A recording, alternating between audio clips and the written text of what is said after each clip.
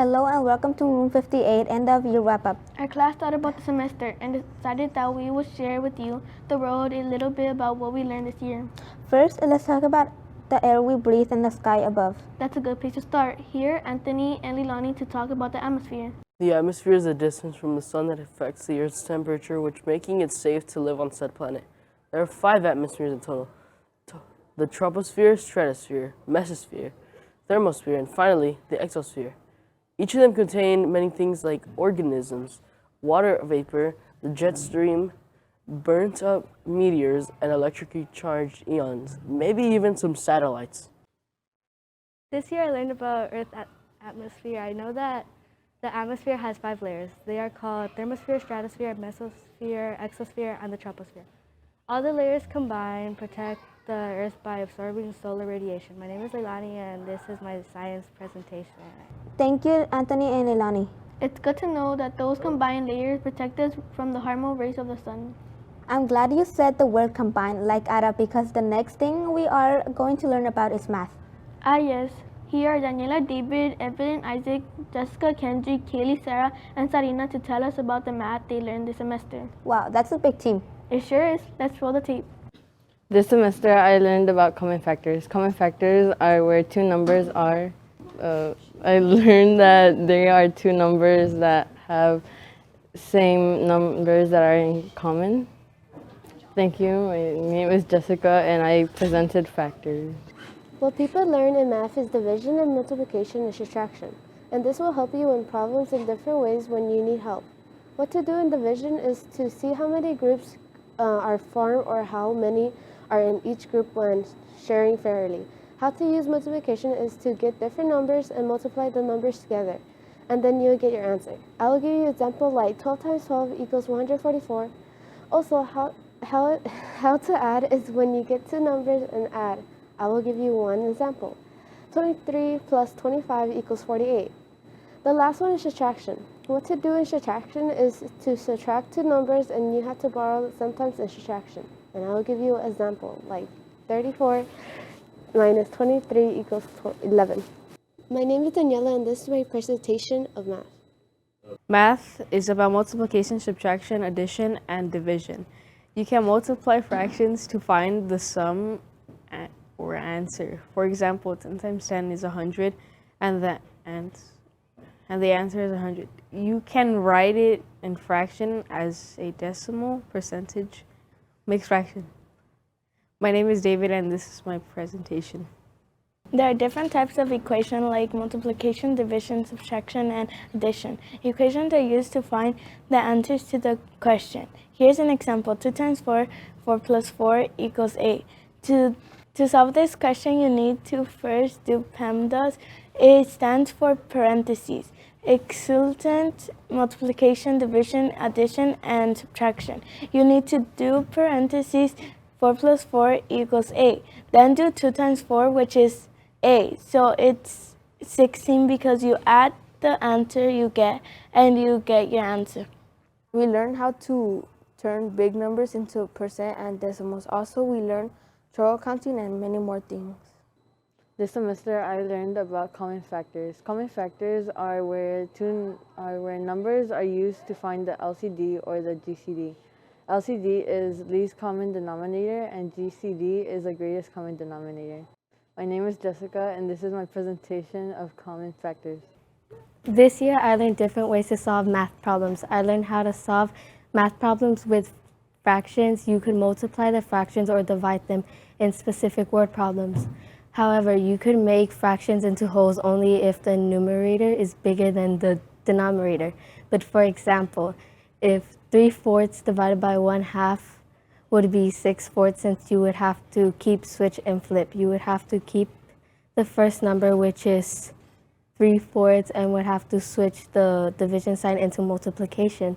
Then flip 1/2 into 2/1. After you have your new numbers, you would have to multiply horizontal and would get 6/4.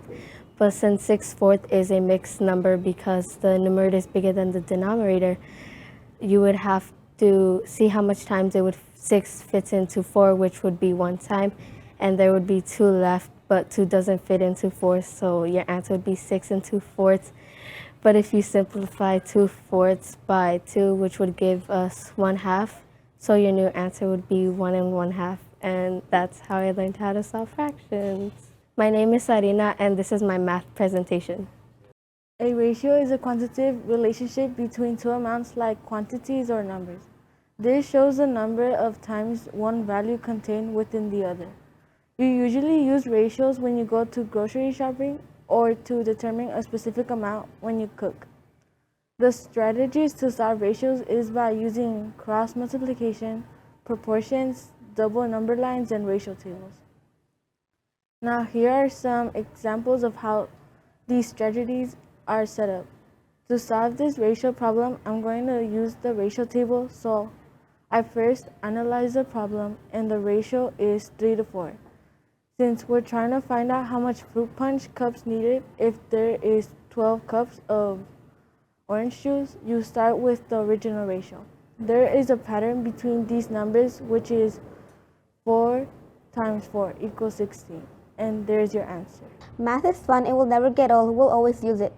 I see what you did there. Okay, let's move on. Agustin, Efren, Leah, and me, Enrique, are going to share what they learned about ancient Mesopotamia. I can't wait to hear this. Great. Let's roll the tape. Mesopotamia is a historical region of the West Asian with the Tigris-Euphrates river system. Some inventions that the Mesopotamian people invented was the wheel, time, mathematics, and the writing, which we still use today. Mesopotamia also had many major civilizations, which includes the Sumerian, Assyrians, Akkad, and the Babylonian civilizations. Evidence shows excessive use of technology, literature, legal codes, religion, and architecture in these societies. Awesome. Okay. I can't see. This semester I've learned about Mesopotamia and its civilizations. Mesopotamians were some of the first advanced peoples, civilizations, such as the Sumerians, created many things that help us today, such as writing or cuneiform, which they used, the plow, and the wheel. Other more advanced civilizations like the Assyrians created units of time, which go by the 60s, which are seconds, minutes, and hours. In this past semester, I have learned about Mesopotamia. I've learned how Mesopotamian and Sumerians survived. Also, the development in inventions and tools, such as the invention of wheels, hunting, and writing, also known as cuneiforms. The invention of wheels were originally used for chariots or moving big objects or food, but have evolved into modern vehicles. For example, cars, trains, metros, and motorcycles. Another invention is the cuneiform. The cuneiform has evolved into modern-day writing. Modern-day writing has had a great impact on modern-day society, and is now no longer just used for writing letters or for saving important information, but it's also a way of inspiring people, and it can even change perspectives on how people view the world. Lastly is the evolution in hunting. When hunting was created, people would usually find already dead animals and easy targets like insects, basically like scavengers. Though over time they started to get smarter. They would have plans on how to kill their targets and use more advanced tools to kill larger prey. My name is Enrique, and this is my presentation on Mesopotamia. Mesopotamia is a society that had made a lot of inventions for people to help them for their travels, like they need to trade. When they need to trade more easier, like the wheel carts, to carry a lot of materials for the place to go and trade. My name is Kendry, and this was my presentation, Ancient Mesopotamia. Mesopotamians created many items that evolved into useful items that people use for today. For example, they were able to create time and units for it, such as seconds, minutes, and hours. Mesopotamians also created the wheel. The creation is useful because it allows people to travel faster than having to travel on foot. Wheels have gotten advanced over time, from wagons and chariots to cars and motorcycles. My name is Leah, and this was my presentation on ancient Mesopotamian culture. It's cold this time of year, and it's often hard to understand why. Well, I have you covered. Better yet, Marilyn and Stephanie have you covered with information about the weather. There are different types of weather, such as tornadoes, thunderstorms, hurricanes, floods, windstorms, blizzards, hail, and other more. These weathers can destroy houses of animals and humans. These weathers can also cause habitat loss of life, energy, and water supply. They also cause floods and wildfires around the world.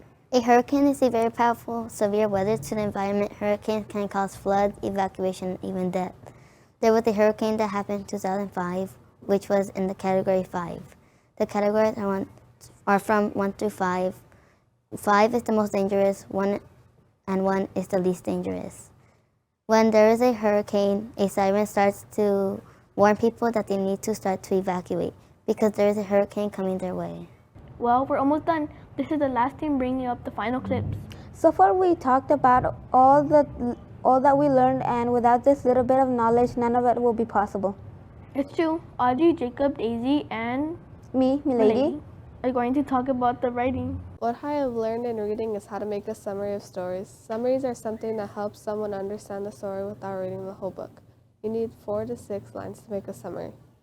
Let's say I read a book called Rat and Cat. The summary will be this. Rat has gone on a journey and ends up in a little house. Little did Rat know that there was a cat inside the house, but luckily he had gotten out of the house. That was a little summary. What I learned about writing is that you need to have 5 paragraphs for an essay. You need evidence to support the claim in your argument essay. Another thing you can add is a first-person point of view or a third-person point of view. An example of supporting a claim is that you need to make one point at a time. Second, you need to keep claims simple and straight to the point. Third, you have to research and have good evidence. Last, you will have to use logic. In writing, you need to research, then outline. Second, you need to edit and reread to make sure it's easy to read. Third, you have to grammar check. Last, you need to know your audience. My name is Jacob, and my presentation is about writing. Excellent. We're rolling and action. In writing, you need to research, then outline.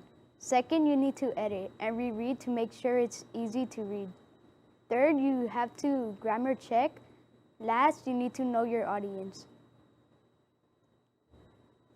Okay. In this past semester, I learned how to write argument essays, how to do your introduction, and doing paragraphs. We can also use books and computers to support our writing to make sure it makes sense.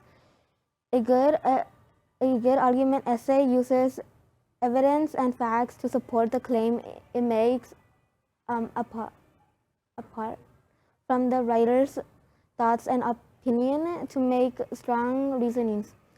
Three parts a argument essay should have is the introduction, the body paragraph, and the conclusion. Well, thank you for joining us. This is what we have for now. Of course, there will be more next year. And the next semester after that for the next 6 years. And then there's college after that. Will this ever end? Doesn't look like it, but this video is ending. Until next time, Goodbye. Goodbye.